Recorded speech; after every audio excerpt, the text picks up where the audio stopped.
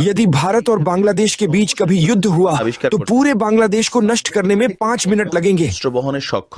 ये वास्तविकता है। भारत 4 सेकंड, महज 4 सेकंड और धोलाई हो गई पाकिस्तान की यूएनएचआरसी के बैठक में। और धोने वाले देश का नाम है, भारत का मित्र है, नाम इजराइल है। I was not shocked.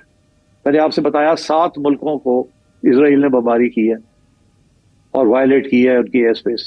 उंगली ऐसे की, डैनी डैनन ने पाकिस्तान के सफीर पे उंगली की। आप तो दहशतगर्दों को रखते हैं, आप कौन होते हैं हमें बात करने वाले? तो वो वहां से निकलना चाहता है, उसको कुछ एग्जांपल्स नजर आती हैं। America took out Osama bin Laden.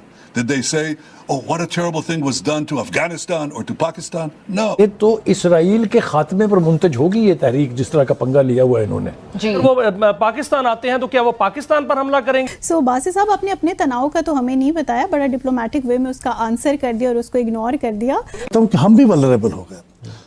बल्कि हाल ही में जो हमारे ऊपर हिंदुस्तान का हमला था और हिंदुस्तान के साथ इसराइल का जो कॉपरेशन था, उसमें कोई छुपी हुई बात तो नहीं थी। अब हमें इन दोनों के साथ एक सिंक्रोनाइज्ड जंग के लिए भी तैयार होना चाहिए।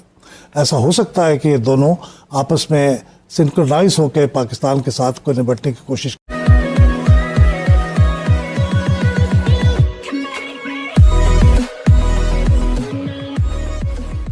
नमस्कार दोस्तों, अब यहाँ पर बात हो रही है यूएन की कि अब जो है वो आने वाले दिनों में इजराइल जो है वो स्पेशली पाकिस्तान को टारगेट करेगा। देखिए, अब तक सिचुएशन ये थी कि इजराइल ने कभी भी पाकिस्तान को उस हिसाब से टारगेट नहीं किया था जिस हिसाब से पाकिस्तान जो है वाए दिन इजराइल करता रहता था। मतलब अगर आप सही मायनों में देखो तो ना ही पाकिस्तान और इजराइल की बॉर्डर लगती है, ना ही उन दोनों के बीच में कोई डिस्प्यूट है। अगर बॉर्डर लगती है तो समझ सकते हैं कि बॉर्डरिंग कंट्री को कभी ना कभी दिक्कत होती है। लेकिन पाकिस्तान जिस हिसाब से खुद को मुस्लिम उम्मा का बहुत बड़ा देश है, फिर खुद को बड़ा मुसलमान दिखाने के चक्कर में ये भूल जाते हैं कि भाई उससे इजराइल का कोई लेना देना नहीं, और इजराइल ने अगर आपको स्पेशली टारगेट किया ना तो आपको बहुत लेने के देने पड़ सकते हैं। अब यहाँ पर वही चीज़ हुई है कि दोनों के बीच में, मतलब अब इजराइल जो है वो पाकिस्तान को स्पेशली टारगेट करेगा, और जो पाकिस्तान ने सिक्योरिटी पैक्ट साइन किया है सऊदी के साथ, तो अब इजराइल उसको सीरियसली लेगा भी पाकिस्तान को। क्योंकि पहले ऐसा लगता था कि भाई क्या ही इसके साथ कोई, मतलब अपना जो पूरा फोकस है वो आसपास के कंट्री पर करता है। लेकिन अब सिचुएशन ये है कि वो पाकिस्तान को फुल्ली फोकस करेगा। और यहाँ पर भी वही बात हो रही है कि 4-5 सेकंड के अंदर ही हैसियत बता दी गई है बाय इजराइल टू पाकिस्तान। इसी के साथ ही वीडियो शुरू करते हैं। और हाँ दोस्तों, एक और रिक्वेस्ट है आपसे कि कृपया करके हमें सुपर थैंक्स के माध्यम से मदद करना ना भूलें। उंगली ऐसे की, डैनी डैनन ने पाकिस्तान के सफीर पे उंगली की। अगर हमारे पास न्यूक्लियर वेपन ना होते, मिसाइल पावर ना होती, तो जिस तरह इजराइल लेबनान और सीरिया के साथ करता है, इंडिया ने रोज हमारे साथ करना। आप तो दहशतगर्दों को रखते हैं, आप कौन होते हैं हमें बात करने वाले? मेरी असेसमेंट है फॉर दिस प्रेपरेशन, बिकॉज ये सेशन पाकिस्तान ने, अल्जीरिया और सोमालिया ने स्पेशली कतर के लिए कॉल किया, तो the Indian diplomats at the UN they might have given such points. ये नहीं कि इजरायलियों को पता नहीं है इन चीजों का, या उनको they are not aware of Pakistan and history and all that.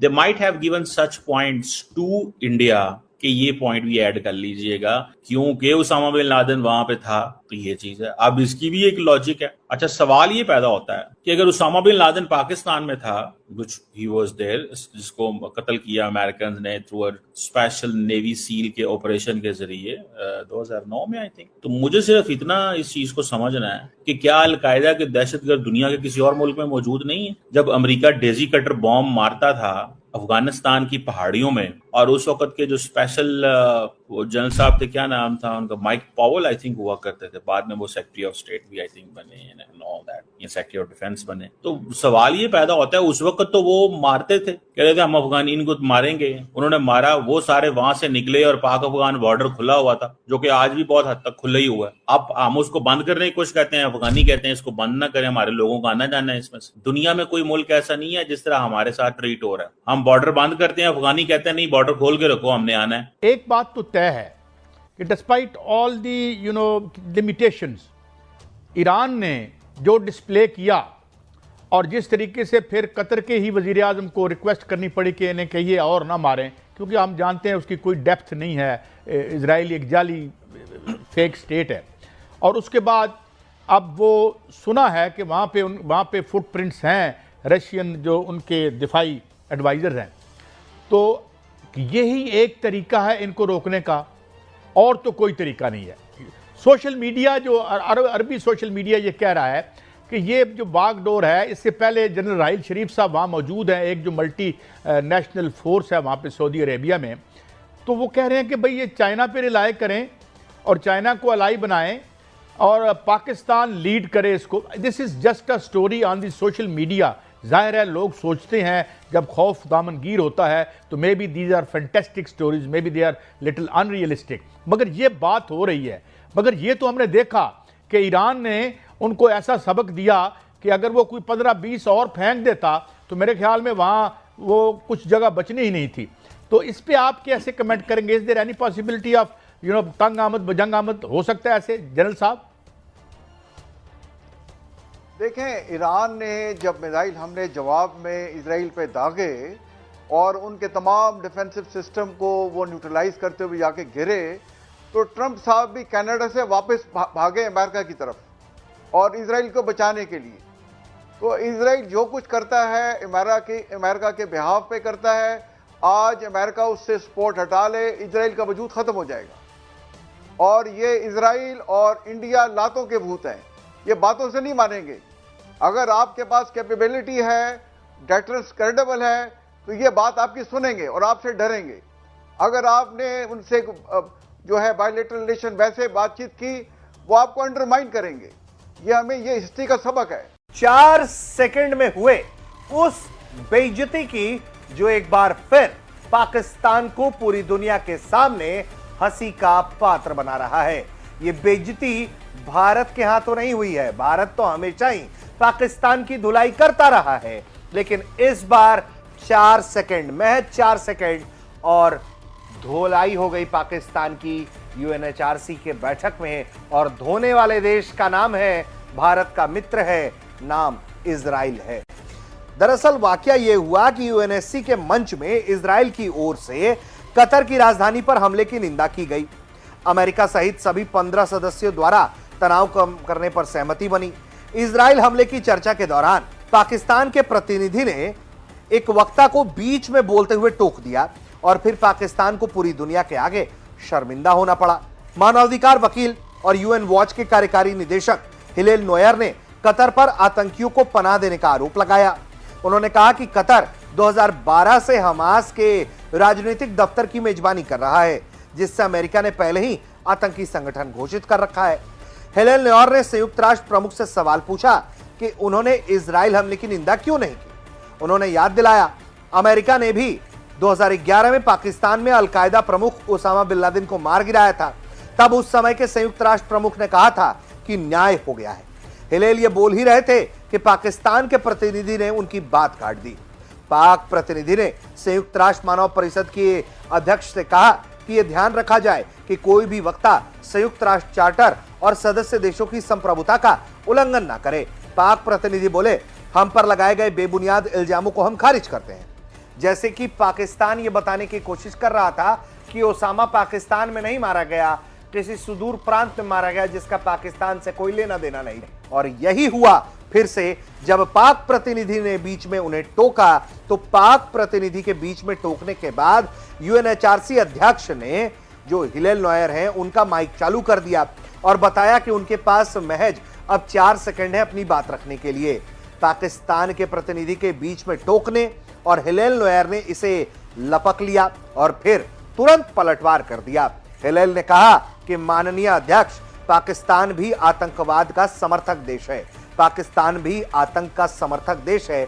इस वाक्य ने पाकिस्तान के प्रतिनिधि को शर्मिंदा करने का देखिए काम तो कर ही दिया, क्योंकि पाकिस्तान जब भी इस तरह के मंचों पर प्रोपेगेंडा फैलाने की कोशिश करता है, खुद को पीड़ित बताने की कोशिश करता है, तो इस बार जो है वो हाथों हाथ उसकी धुलाई हो गई।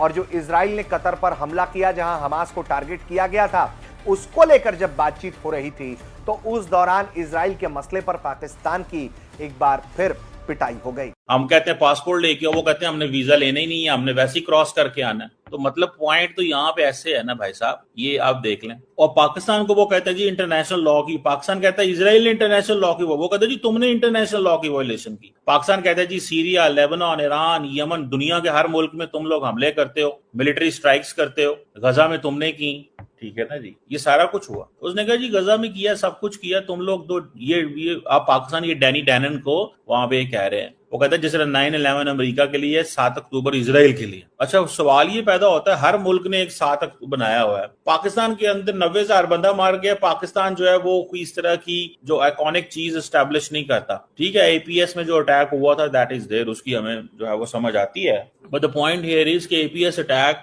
को क्या आपने वो सिंबलाइज किया या कितनी देर सिंबलाइज करके रखा, ये थोड़ा सा पॉइंट जो है ना that is interesting by the way. ठीक है, इस पॉइंट को थोड़ा स्टडी करना चाहिए हमें। लेकिन मैं इस पे अगर मैं if I were you know not, आप देखें आपने जब बात कर रहे होते हैं ना उस पे इस तरह के फोरम्स के ऊपर, तब आपने और अंदाज से बात करनी होती, लेकिन ग्राउंड लेवल पे क्या चीज है, ग्राउंड लेवल पे चीज डिफरेंट है। सवाल ये पैदा होता है कि जब अलकायदा अफगानिस्तान में थी और अलकायदा को बनाया किसने, और अरब वर्ल्ड से इनको रिक्रूट कौन कर करके अफगानिस्तान लाता था, अरब वर्ल्ड से इनको रिक्रूट कर करके कौन अफगानिस्तान लाता था, किसने इन अरबियों को रिक्रूट किया, क्या 9/11 जब हुआ उसमें एक भी पाकिस्तानी मुलव्वस था? पाकिस्तान का ये काम ही नहीं है, ये तो अलकायदा था लेड बाय द अरब्स। बाद में अरब्स जो है वो सीधे हो गए, उनको लोगों ने कहा जी हम तो ये चीज नहीं कर रहे, समझ रहे हैं जनाब, हम तो ये चीज नहीं कर रहे। समझ आ रही है आपको इस बात की? अब मैं तो सिर्फ इतनी ही आपको बात बता सकता हूँ, या मैं तो आपको इतनी ही बात कर सकता हूँ, ठीक है, कि यार ये चीजें जो है ना ये चीजें दे आर देयर, ठीक है जी। सो इसी से आप अंदाजा लगा लें कि अब ओसामा बिन लादेन अरबी, नॉट पाकिस्तानी, जिन लोगों ने 9/11 में हमले किए सारे अरबी, कोई पाकिस्तानी नहीं है, जंग लड़ी पाकिस्तान ने, बंदे मरवाए पाकिस्तान ने, थिएटर ऑफ वॉर क्या बना पाकिस्तान। तो इस चीज को थोड़ा सा हमें देखना चाहिए। और दूसरी बात ये है कि अलकायदा जो है वो उसका हमारे से क्या लेना देना है, हमने तो अलकायदा खत्म की है। और ये बात अमेरिकन क्या नहीं कहते, कहे ना अमेरिकन के हमने ये नहीं की, कहे ब्रिटिश, कहे दुनिया के बाकी ममालिक के पाकिस्तान ने नहीं की, सब कहेंगे पाकिस्तान का बड़ा इंपॉर्टेंट किरदार है इसमें, एवरीवन वुड से, स्वाय इंडिया और इजराइल के, ये 2 ममालिक हैं, वो for their own political and वो रीजंस के लिए वो कहते रहते हैं, समझ रहे हैं जनाब। तो ये इतनी कोई वो चीज नहीं है जिसको ये कहा जाए कि जनाब ये तो मुझे ऐसे लगता है कि पाकिस्तान और इजराइल का जो डिप्लोमेटिक राइवलरी है दैट विल एक्सपैंड, वो एक्सपैंड होगी, ये याद रखिएगा, वो कम नहीं होगी, समझ रहे हैं, तो एक्सपैंड होगी, तो कम नहीं होगी। उसकी वजह ये है कि हमें we have realise this thing very clearly, हमने इस चीज को बहुत क्लियरली रियलाइज कर लिया, हमने इस चीज को बहुत क्लियरली रियलाइज कर लिया कि भाई नुकसान हमारा हुआ है। किसका नुकसान हुआ है? मैं आपको सबसे इंपॉर्टेंट बात बताऊं जो मैं अक्सर कहता हूं, 2003 से लेके एंड देन 2025 इंडिया को अनइंटरप्टेड मौका मिला ग्रोथ का, और पाकिस्तान किस चीज में मसरूफ हो गया? दहशतगर्दी, war and terror, TTP, BLA, हमारे घर में तरक्की आई नहीं। चाइनीज आए, फॉरेन डायरेक्ट इन्वेस्टमेंट लेके चाइनीज को पकड़ लिया गया, उन्हीं को मारना शुरू कर दिया, तो नुकसान तो हमारा हुआ, किसी का कोई नुकसान नहीं हुआ। इंडिया को तो इस चीज का सामना करना नहीं पड़ रहा कि दुनिया में इंडिया को कुछ सामना तो नहीं करना पड़ रहा है।